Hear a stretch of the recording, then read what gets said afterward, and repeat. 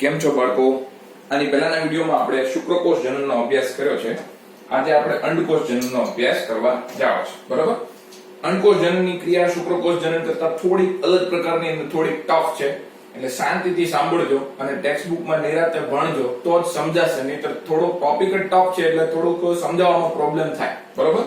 ચાલો, આપણે શું કીધું હતું કે નરની અંદર શુક્રકોષ જનન ક્યારે શરૂ થતું હતું? શુક્રકોષ જનન ક્યારે શરૂ થતું હતું? 12 થી 14 વર્ષે શરૂ થતું હતું. બરાબર? 12 થી 14 વર્ષે નરની અંદર શુક્રકોષ જનન શરૂ થતું હતું. પણ માદાની અંદર અંડકોષ જનન ક્યારે શરૂ થાય છે? ભ્રૂણ અવસ્થામાં શરૂ થઈ જાય છે. ભ્રૂણ અવસ્થામાં શરૂ થઈ જાય છે. આ તફાવત છે. બરાબર? નરની અંદર શુક્રકોષ જનન ક્યારે ચાલુ થયું હતું? 12 થી 14 વર્ષ એટલે કે પ્યુબર્ટી અવસ્થા દરમિયાન. નરમાં શુક્રકોષ જનન ક્યારે સ્ટાર્ટ થાય છે? પ્યુબર્ટી અવસ્થા દરમિયાન, યૌવન આરંભ દરમિયાન શરૂ થાય છે, અથવા જ્યારે પુખ્તાવસ્થામાં પહોંચે ત્યારે 12 થી 14 વર્ષે. પણ માદાની અંદર અંડકોષ જનન ક્યારે શરૂ થઈ જાય છે? ભ્રૂણ અવસ્થામાં શરૂ થઈ જાય છે. બરાબર? અને ભ્રૂણ અવસ્થામાં શરૂ થઈ ગયા પછી થોડા સમય માટે અટકી જાય છે. થોડા સમય માટે શું થઈ જાય છે? પાછું અટકી જાય છે. રેડી? આ તફાવત છે. અને અટકી ગયા પછી પાછું 12 થી 14 વર્ષે ફરી આગળ વધે છે. રેડી? જ્યારે આ શું છે? નરની અંદર જે શુક્રકોષ જનન છે ને 12 થી 14 વર્ષે શરૂ થયું, એ પછી એ સતત શરૂ રહે છે. રેડી? આ તફાવત છે. સમજ્યા તમે?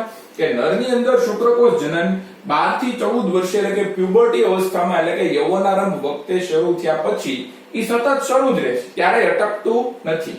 જ્યારે માદાની અંદર જે અંડકોષ જનન છે એ ભ્રૂણ અવસ્થામાં સ્ટાર્ટ થાય, પછી પાછું થોડા સમય માટે અટકી જાય, અને પછી પાછું 12 થી 14 વર્ષે ફરી સ્ટાર્ટ થાય, અને પછી પાછું 50 વર્ષે જે છે અટકી જાય છે. 50 વર્ષે શું થઈ જાય છે? 50 વર્ષે અટકી જાય છે. 50 વર્ષે અટકે છે.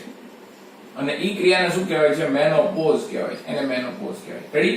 તો આ તફાવત છે, તમે ખાસ યાદ રાખી લેજો. નરની અંદર શુક્રકોષ જનન પુખ્તાવસ્થાએ ચાલુ થાય છે, પ્યુબર્ટી અવસ્થામાં શરૂ થાય છે, યૌવનારંભ વખતે શરૂ થાય છે 12 થી 14 વર્ષે, અને શરૂ થયા પછી એ સતત શરૂ જ રહે છે, ક્યારેય અટકતું નથી.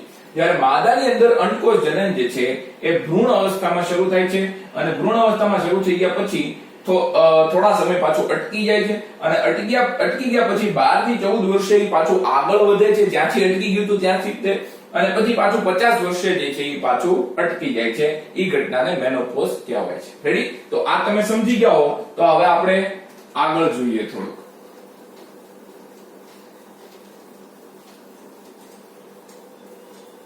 હવે તમને ખ્યાલ હોય તો આપણે આવી રીતે અંડપિંડની આકૃતિ દોરી હતી.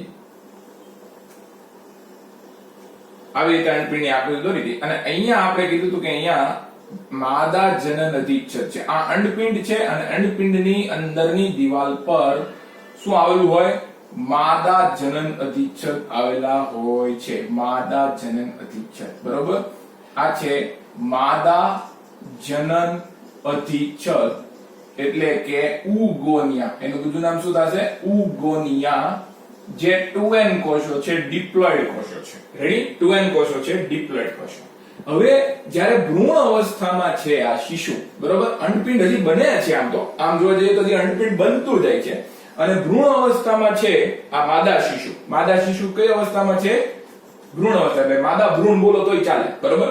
હવે માદા ભ્રૂણનું જે હાઇપોથેલેમસ છે ને, માદા ભ્રૂણનું હાઇપોથેલેમસ એ એક્ટિવ થઈ જાય. માદા ભ્રૂણનું હાઇપોથેલેમસ સક્રિય થઈ જાય, અને સક્રિય થઈને શું કરશે? GnRH નો સ્ત્રાવ કરશે. કોનો સ્ત્રાવ કરે? GnRH.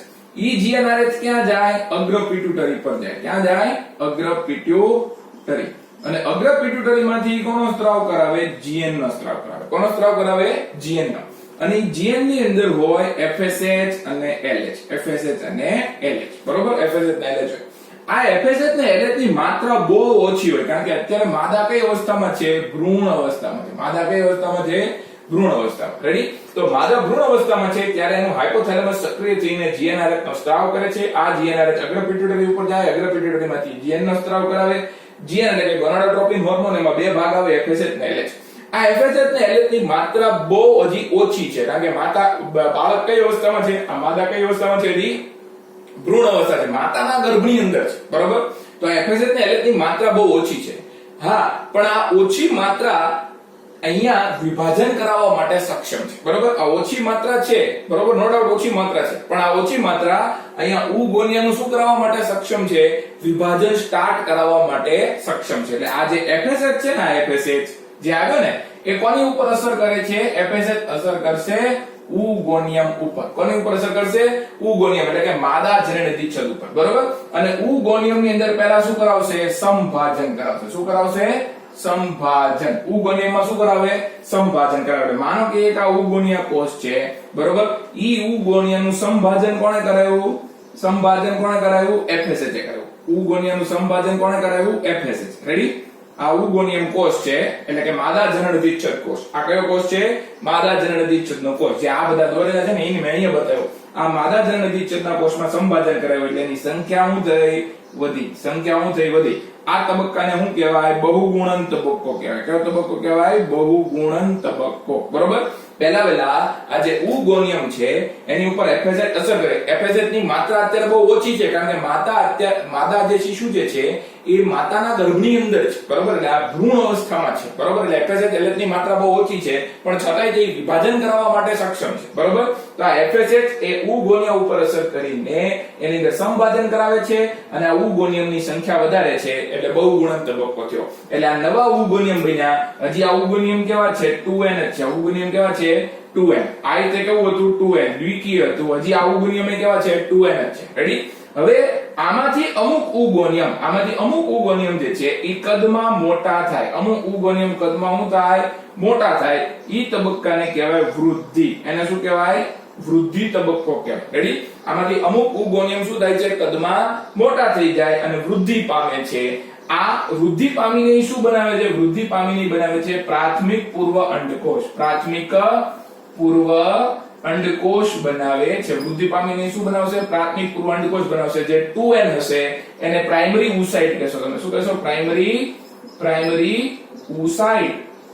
એટલે આ ક્રિયા તો ઓલા નર જેવી જ છે. અત્યાર સુધી તો જે સ્ટેપ જોયા આપણે નર જેવા જોયા, કે નર ની અંદર હું થતું હતું કે નર જનનદીચ્છદ હતી, એની ઉપર અસર કરતો તો FSH, બરોબર છે. ના, એમાં તો FSH નતો, એમાં ટેસ્ટોસ્ટેરોન હતો. એની ઉપર ટેસ્ટોસ્ટેરોન અસર કરીને એમાંથી નર જનનદીચ્છદ ની સંખ્યા વધારતો હતો, બરોબર. અને સંખ્યા વધીને પછી એમાંથી એક અમુક જે નર જનનદીચ્છદ જે છે અથવા સ્પર્મેટોગોનિયા છે ઈ મોટા થતા હતા, બરોબર. એવી જ રીતે અહીંયા FSH અંતઃસ્ત્રાવ છે. ઓલામાં ટેસ્ટોસ્ટેરોન હતો, અહીંયા FSH છે. આ માદા જનનદીચ્છદ છે, એનું સંપાદન કરાયું, સંખ્યા વધ્યા પછી એમાંથી અમુક જે છે એ કદમાં શું થઈ ગયા? મોટા થઈ ગયા. અને મોટા થઈને શું બનાવ્યા? પ્રાથમિક પૂર્વ અંડકોષ. ઓલામાં મોટા થઈને શું બનતા હતા? પ્રાથમિક પૂર્વ શુક્રકોષ બનતા હતા. આમાં મોટા થઈને શું બને છે? પ્રાથમિક પૂર્વ અંડકોષ બને છે. રેડી? તો આ પ્રાથમિક પૂર્વ અંડકોષ બની ગયો. રેડી? આ પ્રાથમિક પૂર્વ અંડકોષ બની ગયો. એટલે અહીંયા સંખ્યા પહેલા વધી છે, અહીંયા સંખ્યા વધી છે, અને સંખ્યા વધ્યા પછી એમાંથી અમુક કોષો મોટા બનીને શું બની ગયા હશે? પ્રાથમિક પૂર્વ અંડકોષ બની ગયા છે. શું બની ગયા છે? પ્રાથમિક પૂર્વ અંડકોષ. તો આ જે છે એ શું છે? પ્રાથમિક પૂર્વ અંડકોષ છે. પ્રાથમિક પૂર્વ અંડકોષ. રેડી? સમજાઈ ગયું તમને? એટલે જો ફરીવાર એકવાર વાત કરી દો. માદા જ્યારે ભ્રૂણ અવસ્થામાં છે ત્યારે હાઇપોથેલેમસ સક્રિય થઈને GnRH નો સ્ત્રાવ કરે છે. GnRH અગ્ર પિટ્યુટરી ઉપર જઈને એમાંથી GN નો સ્ત્રાવ કરે છે. GN માં FSH ને LH છે, જેની માત્રા ઓછી છે. તેમ છતાં પણ એ આ માદા જનનદીચ્છદ એટલે કે ઉગોનિયામાં સંભાજન કરાવવા માટે સક્ષમ છે. એટલે FSH જ્યારે માદા જનનદીચ્છદ ઉપર અસર કરે ત્યારે એનું સંભાજન કરાવીને સંખ્યા વધારે છે. ઈ તબક્કાને બહુગુણન કહેવાય. બહુગુણન થઈ ગયા પછી અમુક ઉગોનિયમ જે છે એ કદમાં મોટા થાય છે. અમુક ઉગોનિયમ કદમાં શું થાય છે? મોટા. અને મોટા થવાની ક્રિયાને શું કહેવાય? વૃદ્ધિ. અને મોટા થઈને બનાવે છે શું? પ્રાથમિક પૂર્વ અંડકોષ બનાવે છે, એટલે કે પ્રાઇમરી ઉસાઇટ બનાવે છે. આ બધું ભ્રૂણ અવસ્થાની અંદર થાય છે. બાળક જ્યારે માતાના ગર્ભમાં હતું ત્યારે આ બધી ક્રિયા થાય છે. રેડી? અને એમાં શું બની ગયું? આ પ્રાથમિક પૂર્વ અંડકોષ બની ગયો. રેડી? હવે આ ભ્રૂણ અવસ્થામાં જ આ પ્રાથમિક પૂર્વ અંડકોષને ઘેરીને અમુક કોષો ગોઠવાઈ જાય છે. પ્રાથમિક પૂર્વ અંડકોષને ઘેરીને શું ગોઠવાઈ જાય છે? અમુક કોષો. એટલે કાળા રંગનો જે મેં દોર્યો તો એ શું દોર્યો તો? પ્રાથમિક પૂર્વ અંડકોષ. અને એને ઘેરીને આ કોષો મેં જે દોર્યા છે એ કોષો કયા છે? ગ્રેન્યુલોઝા કોષો છે. કયા કોષો છે?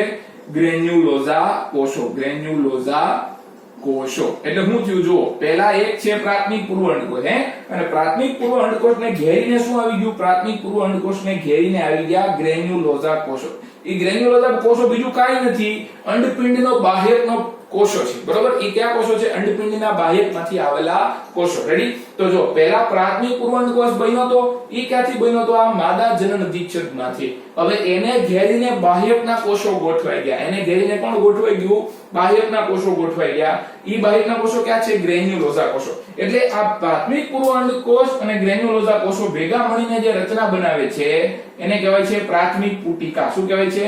પ્રાથમિક પુટિકા કહેવાય છે. શું કહેવાય એને? પ્રાથમિક પુટિકા કહેવાય. ખ્યાલ આવ્યો તમને? જો પહેલા માદા જનનેન્દ્રિયના કોષ હતા, એમાંથી શું બન્યો? પ્રાથમિક પૂર્વ અંડકોષ બન્યો. બરોબર? હવે પ્રાથમિક પૂર્વ અંડકોષને ઘેરીને કોણ ગોઠવાઈ ગયું? અંડપિંડના બાહ્યકના કોષો, જેને ગ્રેન્યુલોઝા કોષો કહેવાય છે. આ ગ્રેન્યુલોઝા કોષો જ્યારે પ્રાથમિક પૂર્વ અંડકોષને ઘેરે ત્યારે જે રચના બનાવે છે એને શું કહેવાય છે? પ્રાથમિક પુટિકા કહેવાય છે. તો પ્રાથમિક પુટિકાની રચના થઈ ગઈ. બરોબર? હવે આ જે FSH છે, આ FSH હજી આગળ ક્રિયા કરશે. FSH કોની ઉપર અસર કરશે? આ પ્રાથમિક પૂર્વ અંડકોષની ઉપર અસર કરશે. બરોબર? FSH કોની ઉપર અસર કરશે? પ્રાથમિક પૂર્વ અંડકોષ. એટલે હું અહીંયા લખું છું આ ગ્રેન્યુલોઝા કોષો હું દોરું છું. પહેલા ગ્રેન્યુલોઝા કોષો અને ગ્રેન્યુલોઝા કોષોની અંદર હું શું દોરું છું? પ્રાથમિક પૂર્વ અંડકોષ. આ છે પ્રાથમિક પૂર્વ અંડકોષ અને આ જે છે એ ગ્રેન્યુલોઝા કોષો છે. રેડી? આખી શું કહેશો તમે એને? પ્રાથમિક પુટિકા કહેશો. આખું ભેગા મળીને શું બોલશો એને? પ્રાથમિક પુટિકા બોલશો. રેડી? હવે આની ઉપર હજી FSH આગળ અસર કરે છે. આની ઉપર FSH આગળ શું કરે છે?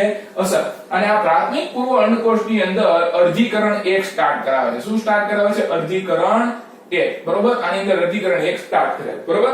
હવે અર્ધીકરણના તમને તબક્કા ખ્યાલ છે. અર્ધીકરણમાં બે સ્ટેપ હોય, અર્ધીકરણ 1 અને અર્ધીકરણ 2. બરોબર છે? તમે 10મા ચેપ્ટરની અંદર ધોરણ 11 માં ભણી ગયા છો. એટલે આ પ્રાથમિક પૂર્વ અંડકોષની ઉપર જ્યારે FSH અસર કરે ત્યારે એમાં શું સ્ટાર્ટ કરાવે છે? અર્ધીકરણ 1 સ્ટાર્ટ કરાવે છે. પણ થાય છે શું કે આ પ્રાથમિક પૂર્વ અંડકોષ જ્યારે અર્ધીકરણ 1 માં દાખલ થતો હોય અને એની પૂર્વાવસ્થા 1 માં જ્યારે પહોંચે ત્યારે ડિપ્લોટિન અવસ્થામાં શું થઈ જાય છે? જકડાઈ જાય છે. બરોબર? એટલે આ પ્રાથમિક પૂર્વ અંડકોષ અર્ધીકરણમાં દાખલ થયો. અર્ધીકરણમાં દાખલ થયા પછી પૂર્વાવસ્થા 1 ની ડિપ્લોટિન અવસ્થા. પૂર્વાવસ્થા 1 ની કઈ અવસ્થા? ડિપ્લોટિન. પૂર્વાવસ્થા 1 ની ડિપ્લોટિન અવસ્થાની અંદર શું થઈ જાય છે? એરેસ્ટ થઈ જાય છે. જો એમાં જકડાઈ જાય છે, એમાં સ્ટેચ્યુ થઈ જાય છે. બરોબર? જો પ્રાથમિક પૂર્વ અંડકોષ અર્ધીકરણ 1 માં દાખલ થયો, પણ દાખલ થયા પછી પ્રાથમિક પૂર્વ અંડકોષ જે છે એ પૂર્વાવસ્થા 1 ની ડિપ્લોટિન અવસ્થામાં થઈ જાય છે? એરેસ્ટ થઈ જાય છે, ચોંટી જાય છે. આ ત્યાંથી આગળ વિભાજન પામી શકતો નથી. ખ્યાલ આવ્યો? એટલે નો ડાઉટ આ FSH એ પ્રાથમિક પૂર્વ અંડકોષ ઉપર અસર કરી અને એનું અર્ધીકરણ 1 વિભાજન સ્ટાર્ટ કરાવ્યું. પણ એ પ્રાથમિક પૂર્વ અંડકોષ અર્ધીકરણ 1 ની પૂર્વાવસ્થા 1 ની ડિપ્લોટિન અવસ્થામાં જકડાઈ જાય છે. હવે તમે ધોરણ 11 ના ચેપ્ટર 10 ની અંદર ભણશો ને તો એમાં ડિપ્લોટિન અવસ્થા વિશે લખ્યું છે કે ઘણા પૃષ્ઠવંશી પ્રાણીઓના અંડકોષ જે છે એ ડિપ્લોટિન અવસ્થામાં મહિનાઓથી લઈને વર્ષો સુધી પડ્યા રહે છે. બરોબર? ઘણા પૃષ્ઠવંશી પ્રાણીઓના અંડકોષ ડિપ્લોટિન અવસ્થામાં મહિનાઓથી લઈને વર્ષો સુધી પડ્યા રહે છે. તો આ જે પ્રાથમિક પૂર્વ અંડકોષ છે એ આ ડિપ્લોટિન અવસ્થામાં કેટલા વર્ષો સુધી રહેશે? પ્રાથમિક પૂર્વ અંડકોષ ડિપ્લોટિન અવસ્થામાં 12 થી 14 વર્ષ સુધી રહેશે. કેટલા વર્ષ સુધી રહેશે? 12 થી 14 વર્ષ સુધી પડ્યો રહે છે. બરોબર? ત્યાં સુધી આગળ વિભાજન પામતો નથી. મેં તમને કીધું હતું ને કે માદામાં અંડકોષ જનન ક્યારે સ્ટાર્ટ થઈ જાય છે? ભ્રૂણ અવસ્થામાં સ્ટાર્ટ થઈ જાય છે. પછી થોડા સમય માટે પાછું શું થઈ જાય? અટકી જાય અને અટકીને પાછું ચાલુ થશે. ક્યારે ચાલુ થશે? 12 થી 14 વર્ષે ચાલુ થશે. એટલે આ પૂર્વાવસ્થા 1 ની ડિપ્લોટિન અવસ્થામાં અર્ધીકરણ જે છે એ સ્ટોપ થઈ ગયું છે. એટલે ત્યાં અંડકોષ જનન શું થઈ ગયું? અટકી ગયું. બરોબર? હવે અંડકોષ જનન પાછું આગળ વધશે ક્યારે? જ્યારે 12 થી 14 વર્ષનું જ્યારે બાળક થઈ જશે ત્યારે એનો પહેલા જન્મ થઈ જશે, જન્મ થઈને મોટું થશે, મોટું થઈને 12 થી 14 વર્ષે પહોંચશે ત્યારે એ અર્ધીકરણ 1 જે છે એ આગળ પાછું ચાલશે. ખ્યાલ આવ્યો? અને બીજી વાત તમને કહી દઉં કે આવી કેટલી પ્રાથમિક પુટિકા, આ પ્રાથમિક પુટિકા છે ને, જન્મ સમયે કેટલી પ્રાથમિક પુટિકાઓ હોય? જન્મ સમયે લાખો પ્રાથમિક પુટિકાઓ હોય છે. જન્મ સમયે કેટલી પુટિકાઓ હોય? લાખો પ્રાથમિક પુટિકાઓ હોય. પછી જન્મ બાદ બાળક મોટું થશે, જન્મ બાદ બાળક મોટું થશે અને પ્યુબર્ટી અવસ્થા આવશે. કઈ અવસ્થા આવશે? પ્યુબર્ટી અવસ્થા આવશે ત્યારે કેટલી પ્રાથમિક પુટિકાઓ રહેલી હશે? 60,000 થી 80,000 જેટલી પ્રાથમિક પુટિકાઓ રહેલી હશે. 60,000 થી 80,000 પ્રાથમિક પુટિકાઓ રહેશે. એટલે લાખો પુટિકા હતી, એમાંથી હવે ખાલી કેટલી રહી? 60,000 થી 80,000 પ્રાથમિક પુટિકા રહી. અને જ્યારે એ બાળક 50 વર્ષનું થઈ જશે, 50 વર્ષનું થઈ જશે, ત્યાં સુધીમાં ફક્ત 400 પ્રાથમિક પુટિકાનો આગળ વિકાસ થાય છે. ફક્ત કેટલી? 400 થી 500 પુટિકાનો વિકાસ થાય છે. 500 પુટિકાનો વિકાસ થાય છે. તો બાકીની બધી પુટિકા ક્યાં ગઈ? બાકીની બધી પુટિકા નાશ પામે છે. ઈ ઘટનાને ફોલિક્યુલર એટ્રેસિયા કહેવામાં આવે છે. જો સમજો તમે, જન્મ સમયે કેટલી પુટિકાઓ હાજર હતી અંડપિંડની અંદર? જન્મ સમયે લાખો પ્રાથમિક પુટિકાઓ અંડપિંડમાં હતી, બરોબર? હવે ઈ પછી પ્રાથમિક પુટિકાઓ ધીરે ધીરે નાશ પામતી જાય તો પ્યુબર્ટી અવસ્થાએ પહોંચે બાળક, ત્યારે કેટલી પ્રાથમિક પુટિકાઓ હશે? 60,000 થી 80,000 જેટલી પ્રાથમિક પુટિકાઓ હશે. અને પછી જ્યારે એ નવું બાળક 50 વર્ષનું થઈ જાય, મોટે થઈ જાય, ત્યારે ખાલી 400 થી 500 પુટિકાઓનો વિકાસ થયો હોય છે એ દરમિયાન. તો પ્યુબર્ટી અવસ્થાથી લઈને મેનોપોઝ સુધી કેટલી પુટિકાઓનો ખાલી વિકાસ થાય છે? 400 થી 500 પુટિકાઓનો વિકાસ થાય છે. બાકીની પુટિકાઓ શું થતી હોય? નાશ પામે. ઈ ઘટનાને શું કહેવાય? ફોલિક્યુલર એટ્રેસિયા કહેવામાં આવે છે. તો કહેવાનો મતલબ શું છે કે માદાની અંદર અંડકોષ જનન ક્યારે સ્ટાર્ટ થઈ ગયું હોય? ભ્રૂણ અવસ્થામાં સ્ટાર્ટ થઈ ગયું હોય. શું હોય એની અંદર કે એનું હાઇપોથેલેમસ સક્રિય થઈને GnRH નો સ્ત્રાવ કરે, જે અગ્ર પિટ્યુટરી ઉપર જાય, એમાંથી GN નો સ્ત્રાવ થાય, GN જે છે એ FSH નો સ્ત્રાવ કરે. FSH આ માદા જનન અધિચ્છદની ઉપર અસર કરે અને એનું સંભાજન કરાવીને સંખ્યા વધારે, એટલે બહુગુણન કહેશો, બરોબર? સંખ્યા વધી ગયા પછી અમુક એમાંથી ઉગુણ્યા કદમાં મોટા થઈ જાય. ઉગુણ્યા કદમાં શું જાય? મોટા. અને મોટા થઈને શું બનાવે છે? પ્રાથમિક પૂર્વ અંડકોષ બનાવે છે. અને ઈ પ્રાથમિક પૂર્વ અંડકોષ જે છે 2n હોય, એટલે વૃદ્ધિ તબક્કો પૂરો થઈ ગયો. હવે આ પ્રાથમિક પૂર્વ અંડકોષને ઘેરીને કોણ ગોઠવાઈ જાય છે? ગ્રેન્યુલોઝા કોષો ગોઠવાય છે. પ્રાથમિક પૂર્વ અંડકોષને ઘેરીને કોણ ગોઠવાઈ જાય? ગ્રેન્યુલોઝા કોષો ગોઠવાય છે. એટલે એમાંથી કઈ રચના બની જશે? પ્રાથમિક પુટિકા બની જશે, બરોબર? પ્રાથમિક પૂર્વ અંડકોષ આ કાળા રંગમાં છે, એને ઘેરીને આ ભૂરા રંગના કોષો ગોઠવાઈ ગયા, ગ્રેન્યુલોઝા કોષો. એટલે પ્રાથમિક પૂર્વ અંડકોષ અને ગ્રેન્યુલોઝા કોષો એ બે ભેગા મળીને શું બનાવે? પ્રાથમિક પુટિકા. હવે આ FSH પાછો આ પ્રાથમિક પૂર્વ અંડકોષ ઉપર હજી અસર કરીને એનું અર્ધીકરણ એક સ્ટાર્ટ કરાવે છે, પણ એ અર્ધીકરણ એક જે છે એ પૂર્વાવસ્થા 1 ની ડિપ્લોઇડિંગ અવસ્થામાં ચોંટી જાય છે, સ્ટોપ થઈ જાય છે, બરોબર? અને કેટલા વર્ષ સુધી ચોંટી જાય છે? 12 થી 14 વર્ષ સુધી ચોંટી જાય. એટલે આ પ્રાથમિક પુટિકા જે છે એ એમની એમ પડી રહે છે માદાના અંડપિંડની અંદર. જન્મ સમયે આવી કેટલી પ્રાથમિક પુટિકાઓ હોય? લાખો પ્રાથમિક પુટિકાઓ હોય. પણ પ્યુબર્ટી અવસ્થા સુધીમાં આવી પ્રાથમિક પુટિકાઓ જે છે ઈ નાશ પામતી જાય. નાશ પામીને કેટલી રહેશે? ખાલી 60 થી 80,000 જેટલી પુટિકાઓ રહેશે. અને 50 વર્ષે ખાલી કેટલી પુટિકાઓનો વિકાસ થયો હશે? 50 વર્ષ દરમિયાન 40 થી 50 વર્ષ 400 થી 500 પુટિકાનો વિકાસ થયો હોય. બાકીની બધી પુટિકાઓ સુધી ગઈ હોય, નાશ પામી ગઈ હોય. એટલે પ્રાથમિક પુટિકાની અંદર શું હોય? પ્રાથમિક પુટિકાની અંદર ગ્રેન્યુલોઝા કોષો હોય અને પ્રાથમિક પૂર્વ અંડકોષ હોય. ઈ પ્રાથમિક પૂર્વ અંડકોષ જે છે ઈ કઈ અવસ્થામાં ચોંટી ગયેલો છે? એને અર્ધીકરણ સ્ટાર્ટ કર્યું છે, પણ એ અર્ધીકરણ જે છે ઈ પૂર્વાવસ્થા 1 ની ડિપ્લોઇડિંગ અવસ્થાની અંદર ચોંટી ગયું હોય છે, એરેસ્ટ થઈ ગયું હોય છે. ખ્યાલ આવ્યો તમને? ફરીવાર એકવાર તમને કહી દઉં, આ આખું અંડપિંડ છે માદાનું ભ્રૂણ અવસ્થામાં, એને ઘેરીને શું આવેલા હોય? માદા જનન અધિચ્છદના કોષો. આ માદા જનન અધિચ્છદના કોષો ઉપર FSH અસર કરી, અને FSH અસર કરીને એમાંથી શું બનાવ્યા? પહેલા ઘણા બધા ઉગોનિયા બનાવ્યા. ઘણા બધા ઉગોનિયા બને ઈ ક્રિયાને શું કહેવાય? બહુગુણન કહેવાય. હવે એમાંથી અમુક ઉગોનિયા કદમાં મોટા થઈ જાય અને મોટા થઈને વૃદ્ધિ કરે, અને એમાંથી શું બની જાય? પ્રાથમિક પૂર્વ અંડકોષ. તો આ ઉગોનિયમમાંથી શું બન્યો? આ પ્રાથમિક પૂર્વ અંડકોષ બન્યો. એને ઘેરીને શું આવેલા છે? ગ્રેન્યુલોઝા કોષો આવેલા છે. ગ્રેન્યુલોઝા કોષો કાંઈ નથી, બાહ્યકના કોષો છે, બરોબર? તો ગ્રેન્યુલોઝા કોષો અને પ્રાથમિક પૂર્વ અંડકોષ બે ભેગા મળીને શું બનાવે છે? પ્રાથમિક પુટિકા. હવે એ પ્રાથમિક પુટિકાની અંદર હજી જે ઓલો પ્રાથમિક પૂર્વ અંડકોષ છે એની ઉપર FSH અસર કરે છે, અને FSH અસર કરીને એનું અર્ધીકરણ એક સ્ટાર્ટ કરાવે છે. પણ આ અર્ધીકરણ એક જે છે એ પૂર્વાવસ્થા 1 ની ડિપ્લોઇડિંગ અવસ્થામાં સ્ટોપ થઈ જાય છે, અને 12 થી 14 વર્ષ સુધી કાંઈ એમાં થઈ શકતું નથી, બરોબર? અને આવી કેટલી પ્રાથમિક પુટિકાઓ હશે? જન્મ સમયે આવી લાખો પ્રાથમિક પુટિકાઓ હોય, પણ પ્યુબર્ટી અવસ્થા સુધીમાં ફક્ત 60,000 થી 80,000 પ્રાથમિક પુટિકાઓ જીવતી રહે છે, અને મેનોપોઝ સુધીમાં ફક્ત 400 થી 500 પુટિકાઓનો આગળ વિકાસ થાય છે. આમ ક્રમશઃ પ્રાથમિક પુટિકાઓ શું થતી જતી હોય?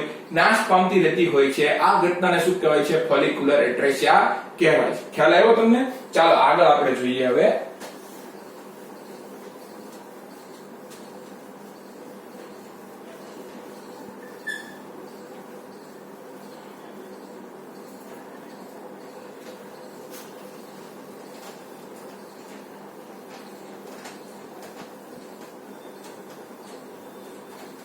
હવે માનો કે આ બાળકનો જન્મ થઈ ગયો, એ બાળક મોટું થઈ ગયું અને કઈ અવસ્થાએ પહોંચી ગયું? પ્યુબર્ટી અવસ્થાએ પહોંચી ગયું છે. પ્યુબર્ટી અવસ્થાએ પહોંચી ગયું છે અને ફક્ત કેટલી પુટિકાઓ રહી છે એના અંડપિંડની અંદર? પ્રાથમિક પુટિકા કેટલી રહી છે? 60,000 થી 80,000 પ્રાથમિક પુટિકાઓ રહી છે. પ્રાથમિક પુટિકાઓ રહી છે, બરોબર. એના અંડપિંડની અંદર ફક્ત 60,000 થી 80,000 પ્રાથમિક પુટિકાઓ રહી છે. પ્રાથમિક પુટિકાઓની અંદર શું હોય એની આપણે ચર્ચા કરી લઈએ. પ્રાથમિક પુટિકાની અંદર બે વસ્તુ છે. પ્રાથમિક પૂર્વ અંડકોષ છે અને બીજું શું રહેલું છે? ગ્રેન્યુલોઝા કોષ. ગ્રેન્યુલોઝા કોષો રહેલા છે. પ્રાથમિક પુટિકાની અંદર પ્રાથમિક પૂર્વ અંડકોષ છે અને ગ્રેન્યુલોઝા કોષો રહેલા છે. અને આ પ્રાથમિક પૂર્વ અંડકોષ કઈ અવસ્થામાં રહેલો છે? તો કે અર્ધીકરણ 1 ની પૂર્વાવસ્થા 1 ની ડિપ્લોઇડિન અવસ્થામાં ચોંટી ગયેલો છે, બરોબર. આ પ્રાથમિક પુટિકા છે એની અંદર રહેલો પ્રાથમિક પૂર્વ અંડકોષ કઈ અવસ્થામાં જકડાઈ ગયેલો છે? અર્ધીકરણ 1 ની પૂર્વાવસ્થા 1 ની ડિપ્લોઇડિન અવસ્થાની અંદર એરેસ્ટ થઈ ગયેલો છે, ત્યાં એ ચોંટી ગયેલો છે, બરોબર.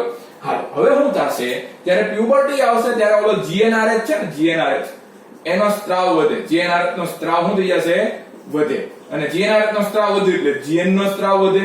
GN નો સ્ત્રાવ વધે અને GN નો સ્ત્રાવ વધે એટલે કે FSH નો સ્ત્રાવ વધશે. FSH અને LH નો સ્ત્રાવ વધે, બરોબર. અને FSH નો સ્ત્રાવ વધી જાય એટલે શું કરશે? એ આ પ્રાથમિક પુટિકાઓ ઉપર આગળ કામ કરશે, બરોબર. FSH હવે પુખ્તાવસ્થા આવી, પ્યુબર્ટી આવી ગઈ. પ્યુબર્ટી આવી ગઈ એટલે GnRH નો સ્ત્રાવ વધી ગયો. GnRH નો સ્ત્રાવ વધવાથી GN નો સ્ત્રાવ પહેલા ઓછું હતું પણ હવે બધું વધી ગયું અને FSH નો સ્ત્રાવ વધી ગયો અને FSH નો સ્ત્રાવ વધી જવાથી પ્રાથમિક પુટિકાઓ ઉપર અસર થશે અને પ્રાથમિક પુટિકાનો વિકાસ કરાવવા મળશે. પ્રાથમિક પુટિકાનો શું કરાવવા મળશે? વિકાસ કરાવવા મળશે. કોણ? FSH, બરોબર. હું કામ આવું થયું? કારણ કે FSH ની શું થઈ ગઈ? હવે માત્રા વધી ગઈ. પહેલા ભ્રૂણ અવસ્થામાં એની માત્રા કેવી હતી? ઓછી હતી. હવે એની માત્રા શું થઈ ગઈ? વધી ગઈ, બરોબર. એટલે પ્યુબર્ટી જ્યારે આવી ત્યારે FSH ની માત્રા વધી ગઈ એટલે હવે પ્રાથમિક પુટિકાઓનો શું કરાવવા મળશે? વિકાસ કરાવવા મળશે. પ્રાથમિક પુટિકાનો શું કરાવવા મળશે? વિકાસ. તો આપણે એની ચર્ચા કરીએ. હવે આ જે પ્રાથમિક પુટિકા હતી એની અંદર બે કોષો હતા. પ્રાથમિક પુટિકા જે હતી ને એની અંદર બે પ્રકારના કોષો હતા. એક હતો પ્રાથમિક પૂર્વ અંડકોષ અને એને ઘેરીને શું રહેલા હતા? ગ્રેન્યુલોઝા કોષો રહેલા હતા, બરોબર. આ હતી પ્રાથમિક પુટિકા. પ્રાથમિક પુટિકા. હવે આ પ્રાથમિક પુટિકા ઉપર કોણે અસર કરી? FSH અસર કરી, કારણ કે FSH ની માત્રા હવે વધી ગઈ. હવે એ પ્રાથમિક પુટિકાની વિકાસ થઈને એમાંથી શું બની જાય છે? દ્વિતીયક પુટિકા બની જાય. શું બની જાય છે? દ્વિતીયક પુટિકા. અને દ્વિતીયક પુટિકામાં શું શું હોય? તો કે એક હોય પ્રાથમિક પૂર્વ અંડકોષ, એક હોય પ્રાથમિક પૂર્વ અંડકોષ, બરોબર. દ્વિતીયક પુટિકામાં શું હોય? પ્રાથમિક પૂર્વ અંડકોષ. બીજા શું રહેલા હોય? ગ્રેન્યુલોઝા કોષ. બીજા શું રહેલા હશે? ગ્રેન્યુલોઝા કોષો. એટલે બાકીના રહેલા હશે ગ્રેન્યુલોઝા કોષો. રેડી? બીજા હશે ગ્રેન્યુલોઝા કોષો. અને બીજા કોણ રહેલા હશે? થીકા કોષો. શું રહેલા હશે? થીકા કોષો. એટલે આ બની ગઈ દ્વિતીયક પુટિકા. દ્વિતીયક પુટિકા. જો હું તમને પ્રાથમિક પુટિકામાં શું હતું? પ્રાથમિક પુટિકામાં તો પ્રાથમિક પૂર્વ અંડકોષ અને ગ્રેન્યુલોઝા કોષ. પ્રાથમિક પુટિકામાં શું હતું? પ્રાથમિક પૂર્વ અંડકોષ અને ગ્રેન્યુલોઝા કોષ. પણ દ્વિતીયક પુટિકામાં શું હોય? દ્વિતીયક પુટિકામાં શું હોય? દ્વિતીયક પુટિકાની અંદર પ્રાથમિક પૂર્વ અંડકોષ હોય.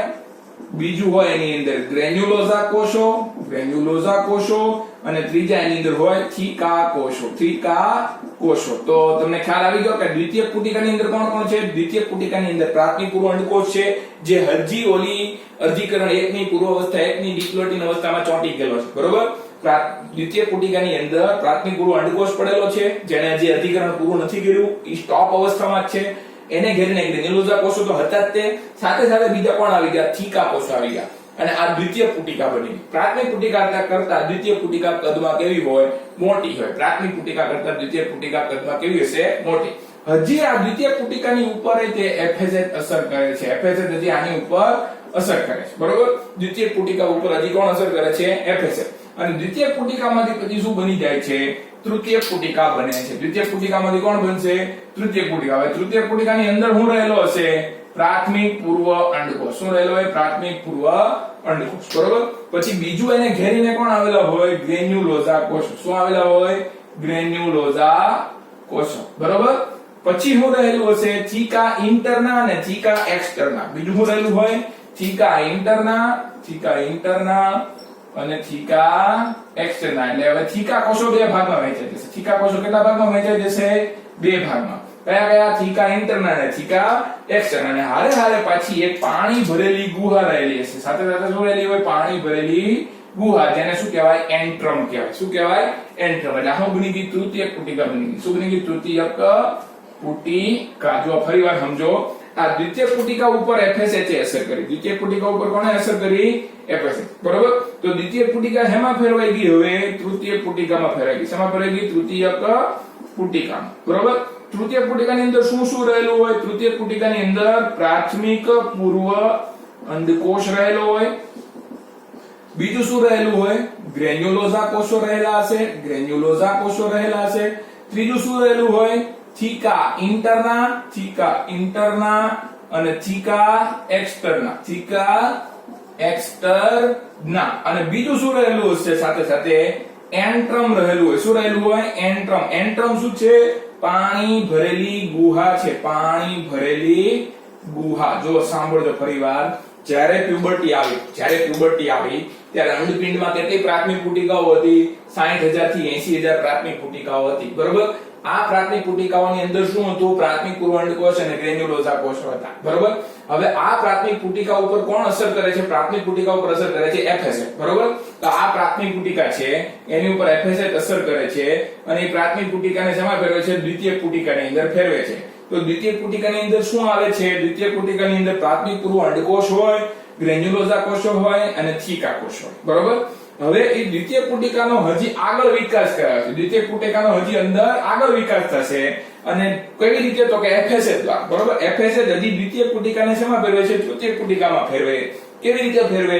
તો કે તૃતીયક પુટિકાની અંદર પ્રાથમિક પૂર્વ અંડકોષ રહેલો હોય, ગ્રેન્યુલોઝા રહેલા હોય, થીકા ઇન્ટરના કોષો અને થીકા એક્સટરના કોષો. કારણ કે થીકા હવે બે ભાગમાં વહેંચાઈ ગયા. થીકા કેટલા ભાગમાં વહેંચાઈ ગયા? બે. થીકા ઇન્ટરના અને થીકા એક્સટરના. અને બાકી શું આવી ગઈ? એની અંદર પાણી ભરેલી ગુહા, જેને શું કહેવાય છે? એન્ટ્રમ કહેવાય છે. તો આમ ધીરે ધીરે પુટિકાઓનો શું થતો જાય છે? વિકાસ થવા માંડ્યો. કોની અસર હેઠળ? FSH ની અસર હેઠળ. FSH ક્યારે વધી ગયો? પ્યુબર્ટી અવસ્થામાં FSH નો સ્ત્રાવ વધી ગયો. ખ્યાલ આવે છે? હાલ હવે આપણે વાત કરીએ તૃતીયક પુટિકાની. કોની વાત કરીએ? તૃતીયક પુટિકાની. આ જે તૃતીયક પુટિકા છે એની અંદર શું શું છે તમે યાદ કરી લો. તૃતીયક પુટિકાની અંદર પ્રાથમિક પૂર્વ અંડકોષ છે, ગ્રેન્યુલોઝા કોષો છે, થીકા ઇન્ટરના છે, થીકા એક્સટરના છે અને એન્ટ્રમ છે, એટલે કે પાણી ભરેલી ગુહા રહેલી છે. બરાબર. હવે એમાં આને તમારે પકડવાનો છે. કોને પકડવાનો છે? પ્રાથમિક પૂર્વ અંડકોષને. તો તૃતીયક પુટિકામાં કોણ રહેલું છે? પ્રાથમિક પૂર્વ અંડકોષ. અને હવે એની ઉપર FSH આગળ અસર કરે છે. FSH કોની ઉપર અસર કરે છે? પ્રાથમિક પૂર્વ અંડકોષ ઉપર. અને પ્રાથમિક પૂર્વ અંડકોષ પોતાનું અર્ધીકરણ 1 શું કરે છે? અર્ધીકરણ 1 પૂર્ણ કરે છે. અર્ધીકરણ 1 શું કરશે? પૂર્ણ કરી નાખશે. બરોબર. પ્રાથમિક પૂર્વ અંડકોષ છે ને, ઈ હવે પોતાનું અર્ધીકરણ 1 પૂરું કરશે. જો ક્યારે એને અર્ધીકરણ 1 સ્ટાર્ટ કર્યું હતું? જન્મ પહેલા. અર્ધીકરણ 1 ક્યારે સ્ટાર્ટ કર્યું હતું? માદા શિશુ જન્મ્યું નહોતું ત્યારે એનું અર્ધીકરણ 1 સ્ટાર્ટ થઈ ગયું. બરાબર. અને હવે ક્યારે અર્ધીકરણ 1 પૂરું કરે છે? 12 થી 14 વર્ષે અર્ધીકરણ 1 પૂરું કરે. ત્યાં સુધી કઈ અવસ્થામાં રહ્યો? પૂર્વાવસ્થા 1 ની ડિપ્લોઇડિન અવસ્થામાં જકડાયેલો રહ્યો. બરોબર. તો આ પ્રાથમિક પૂર્વ અંડકોષ હવે પોતાનું અર્ધીકરણ 1 શું કરે છે? પૂર્ણ કરે છે. અને એમાંથી બે કોષો બને. એક મોટો કોષ હોય અને એક નાનો કોષ. બરોબર.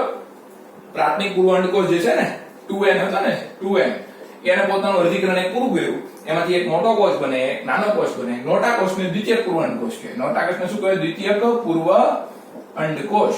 અને જે નાનો કોષ છે એને શું કહેવાય? પ્રથમ ધ્રુવકાય. પ્રથમ ધ્રુવકાય. આ પ્રથમ ધ્રુવકાય કાંઈ કામનું નથી, એને મરી જ જવાનું. પ્રથમ ધ્રુવકાયનું કાંઈ કાર્ય હોતું નથી, એને નાશ જ પામવાનું છે. હકીકતમાં પ્રથમ ધ્રુવકાય એના માટે છે. તમે જો આ પ્રાથમિક પૂર્વ અંડકોષમાં કેટલા રંગસૂત્રો હતા? 46. બરોબર.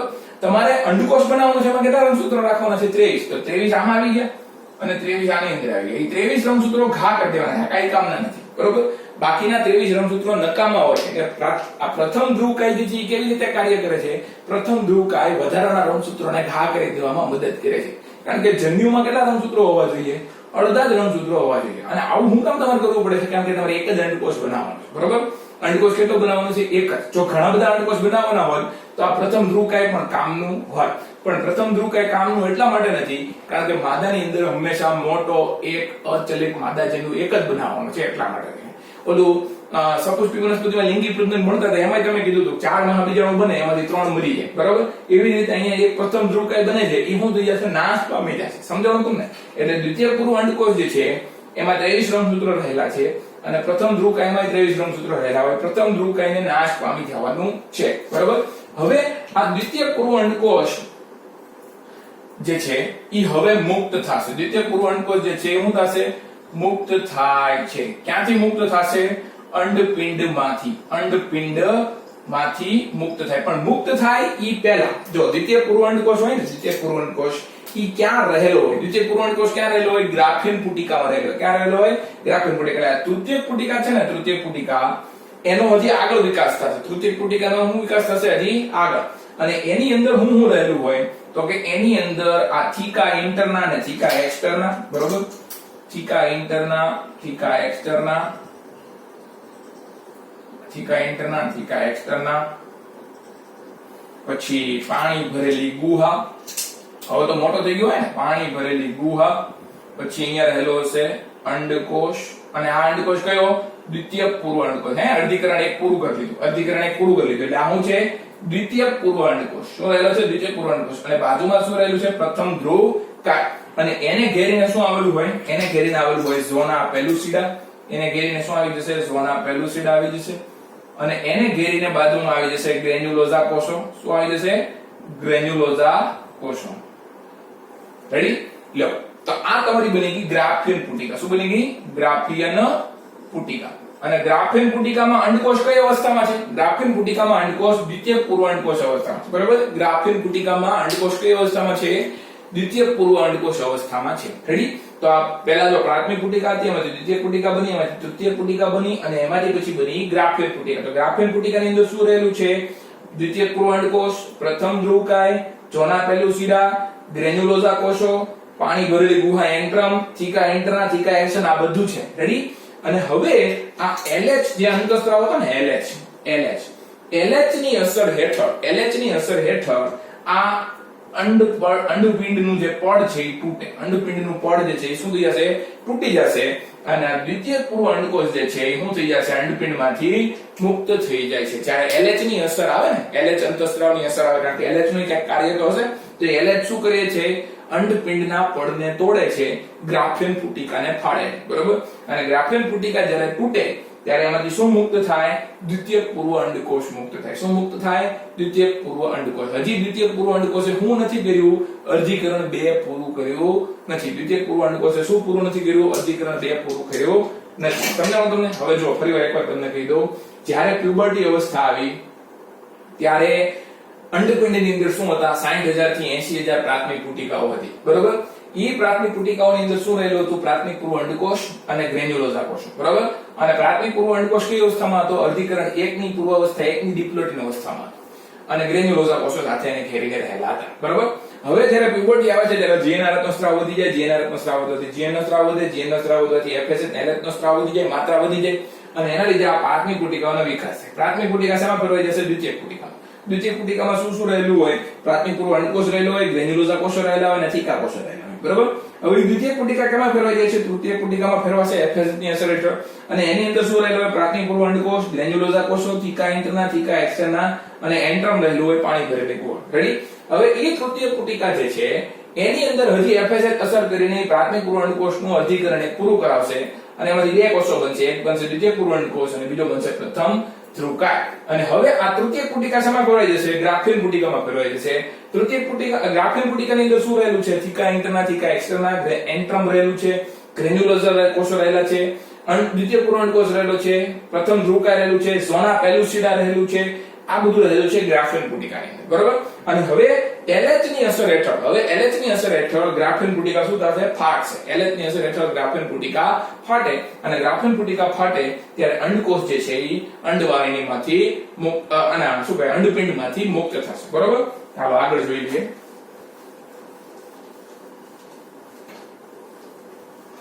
અંડપિંડમાંથી અંડકોષ મુક્ત થશે. કોની અસર હેઠળ? LH ની અસર હેઠળ. બરોબર છે ને? થોડું કોમ્પ્લેક્સ છે આ પ્રક્રિયા, સરળ નથી. બરોબર, આ પ્રક્રિયા થોડી જટિલ છે. ચાલો હવે આ અંડપિંડ છે તો અહીંયા અંડવાહિની હશે ને?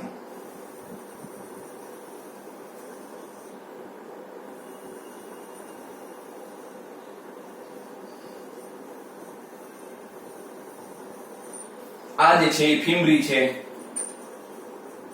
આ ઇન્ફન્ડિબ્યુલમ છે, ઇન્ફન્ડિબ્યુલમ. બરોબર, પછી આ ઇસ્થમસ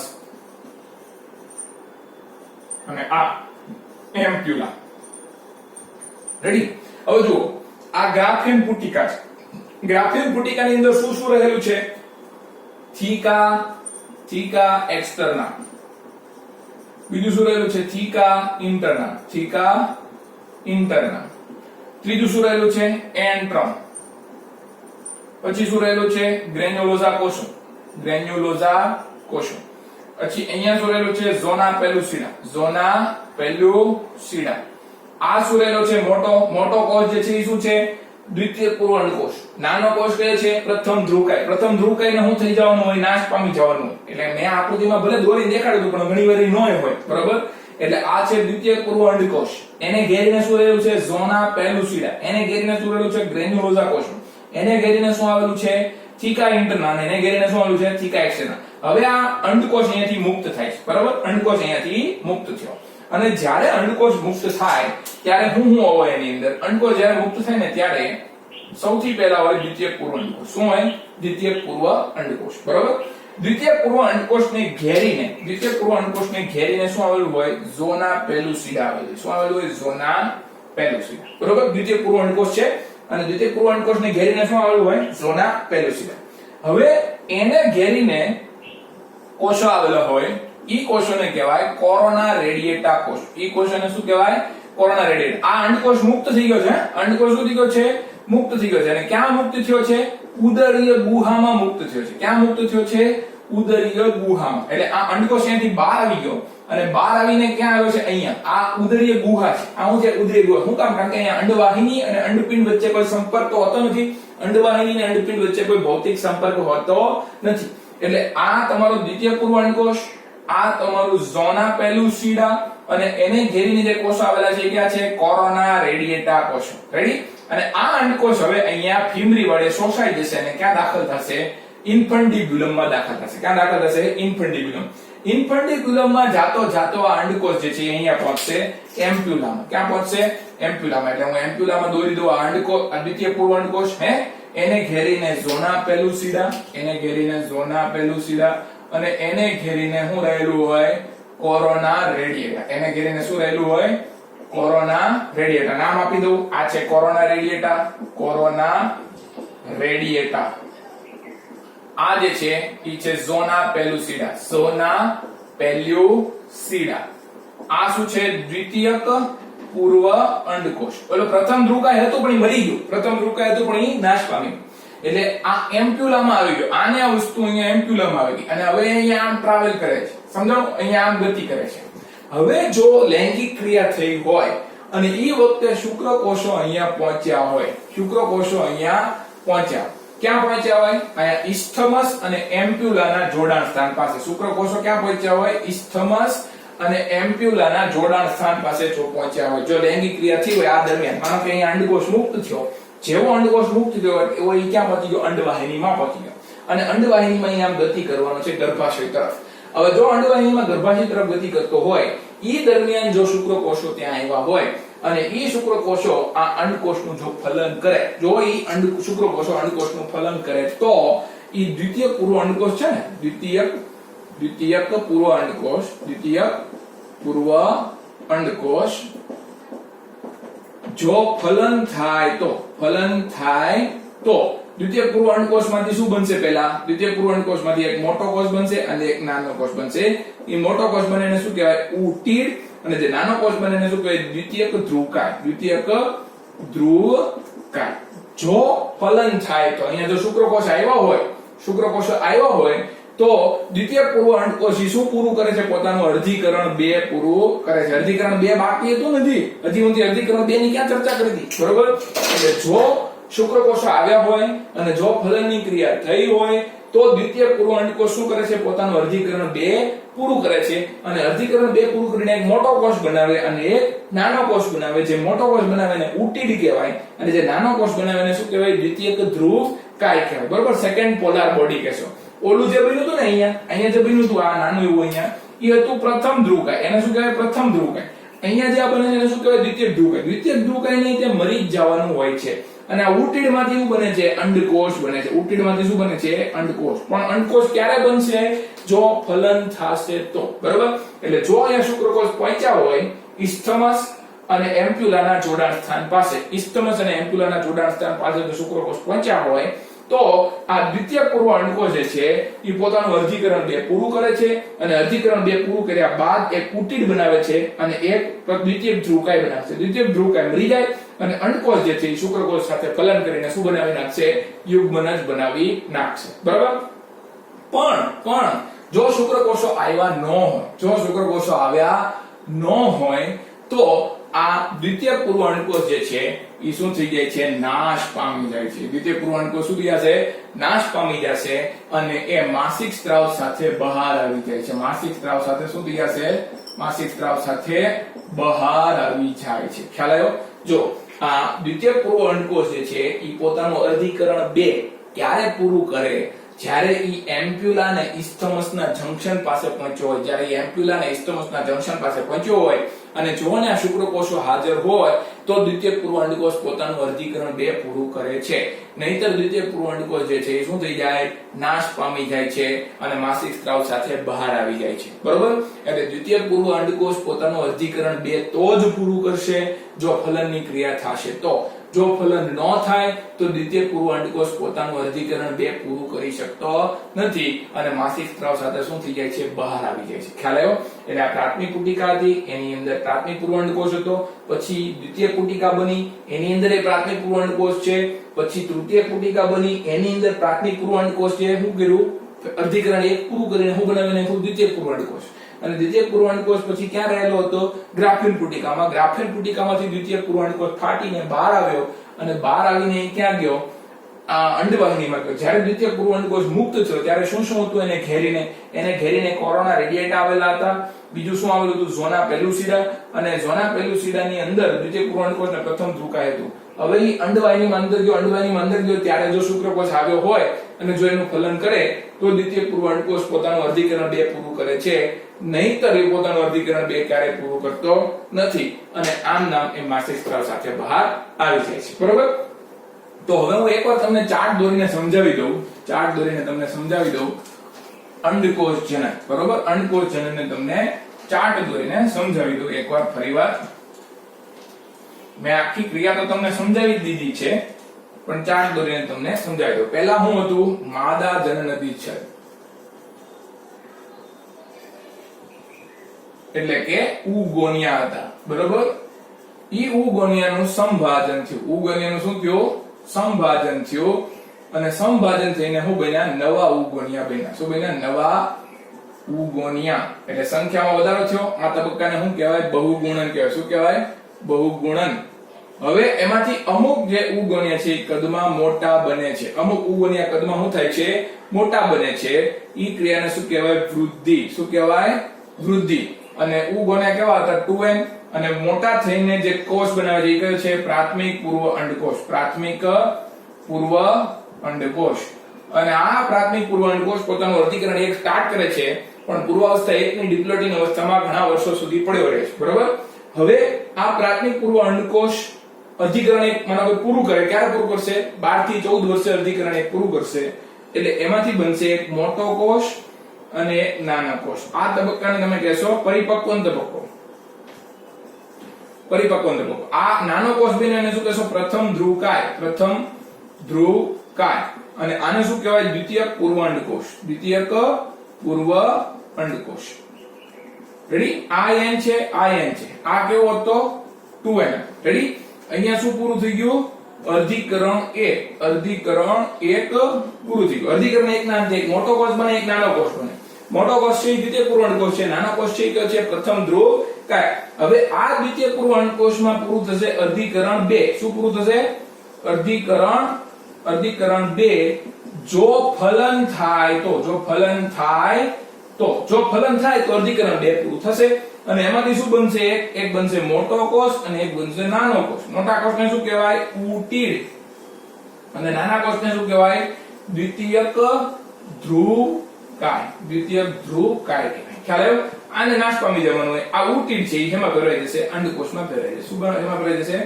અંડકોષમાં. એટલે તમે જોશો ને કે માદા જનન અધિચ્છદ જે છે એમાંથી પહેલા બહુગુણિત સંખ્યા વધી અને નવા ઉગુણ્યા બન્યા. ઈ નવા ઉગુણ્યા મોટા થઈ ગયા અને એમાંથી શું બન્યો? પ્રાથમિક પૂર્વ અંડકોષ.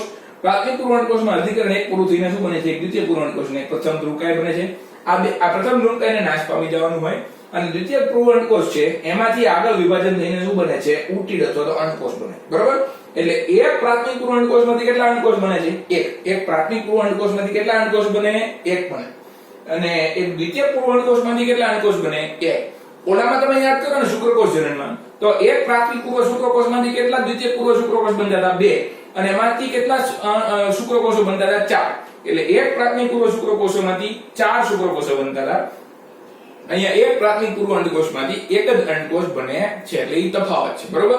એક પ્રાથમિક પૂર્વ અંડકોષમાંથી એક અંડકોષ અને એક દ્વિતીય પૂર્વ અંડકોષમાંથી એક અંડકોષ. ઓલામાં એક પ્રાથમિક પૂર્વ શુક્રકોષમાંથી 4 શુક્રકોષો અને એક દ્વિતીય પૂર્વ શુક્રકોષમાંથી 2 શુક્રકોષો બનતા. રેડી? તો અહીંયા ઈ તફાવત છે. તો આ થઈ ગયું તમારું અંડકોષ જનનની ક્રિયા પૂરી. બરોબર? અંડકોષ જનનમાં અર્ધીકરણ 1 જે છે 14 વર્ષ સુધી અટકેલું રહેલ છે અને અર્ધીકરણ 2 તો જ થાય જો ફલનની ક્રિયા થાય તો.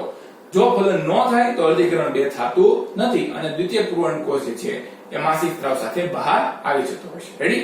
તો મેં આજે તમને અંડકોષ જનન ભણાવ્યું છે. શાંતિથી વાંચજો, 2-3 વાર વિડિયોને નિરાંતે જોવો અને છતાંય કઈ ડાઉટ હોય તો પછી પૂછજો. ઓકે? Best of luck.